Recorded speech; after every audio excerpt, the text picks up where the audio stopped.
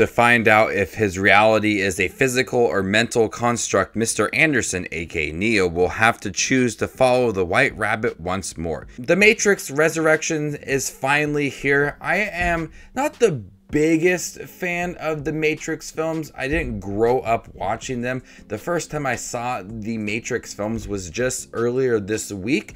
And so I don't have a strong connection going into Matrix Resurrection. At this point, I was just a little more curious to see how they were going to bring back this franchise, which is regarded as one of the most popular trilogies of all time. It brings back Keanu Reeves and Carrie Ann Moss, but also brings in new stars like Neil Patrick Harris, Priyanka Chopra, Yahya Abdul-Mateen II, Jonathan Groff, and Christina Ricci. I have not seen a film in some time that is absolutely in love with itself.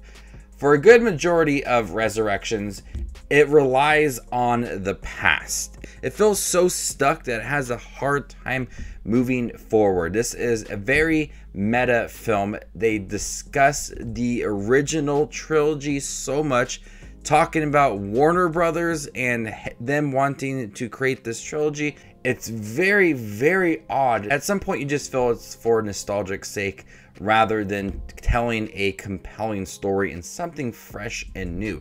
We do get to a point in the film where it tries to move away from relying on the Matrix trilogy and all of the characters within it. And at that point, it doesn't feel very important or urgent at all. The movie centers around a lot on Neo and Trinity and their relationship, and there's a reason for getting these characters involved in the movie. But when you compare it to the Matrix, Matrix Reloaded, and the Matrix Revolution, it isn't as grand or even as profound as those previous films.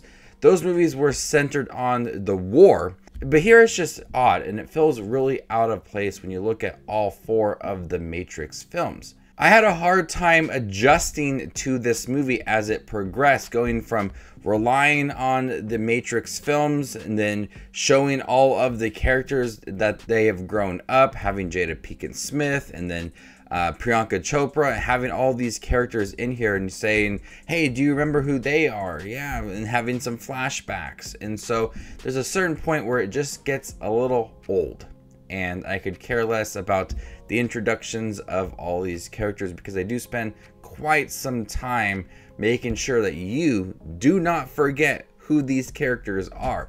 And once we move past that, I'm already tired. It's a 2-hour and 27-minute movie. It's the longest of the franchise, and it drags significantly, especially for a good majority of the film. At least the first half of the film, it feels very dull.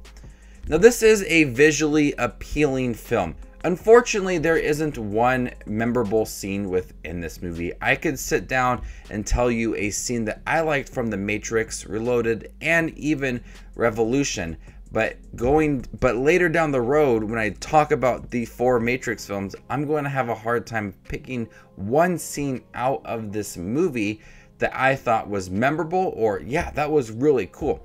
It is visually appealing. It looks really good. It's flashier than the other films, but it just lacks that one significant, memorable moment to make this a film, you know, worth watching again.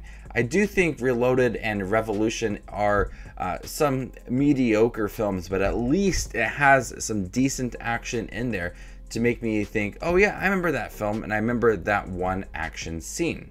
Keanu Reeves and Carrie Ann Moss once again just dive into the role, and I think their characters are worth revisiting. The acting is perfect for both of these characters. It feels like nothing really has changed.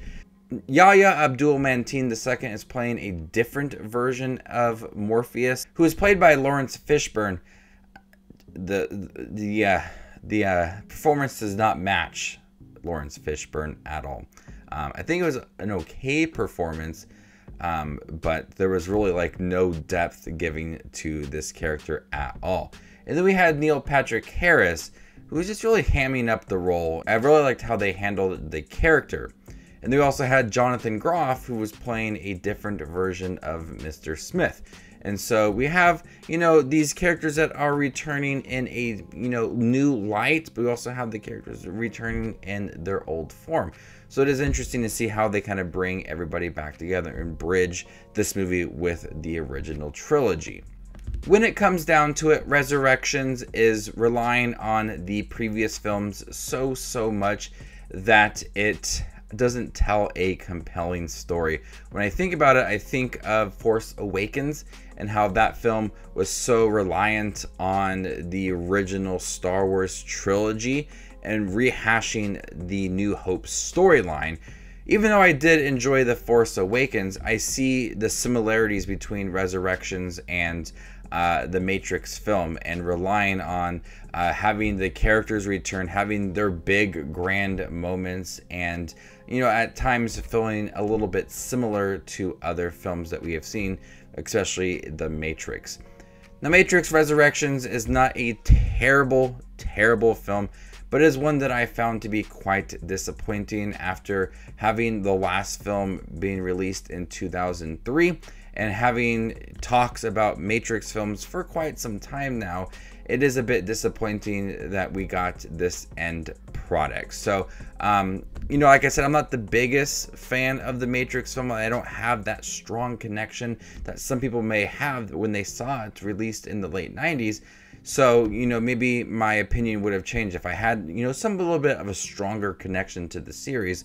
But I do think that it was disappointing. Visually stunning, but so reliant on the past that it has a hard time telling a story worth revisiting again and again. So before I give you my score for The Matrix Resurrections, make sure to check out my channel. Here I do movie reviews, trailer reactions, ranking videos, tier lists, all that fun movie related content that you see on YouTube. I do it all here, so hit that subscribe button to get it all in one spot. I'm going to go ahead and give The Matrix Resurrections a C. Thank you guys for checking my review for The Matrix Resurrections. Have you guys seen it? What did you think about it? Let me know in the comment section down below, and stay tuned for more up and coming content like this. My name is Just Watches Movies, and you guys stay classy, YouTube.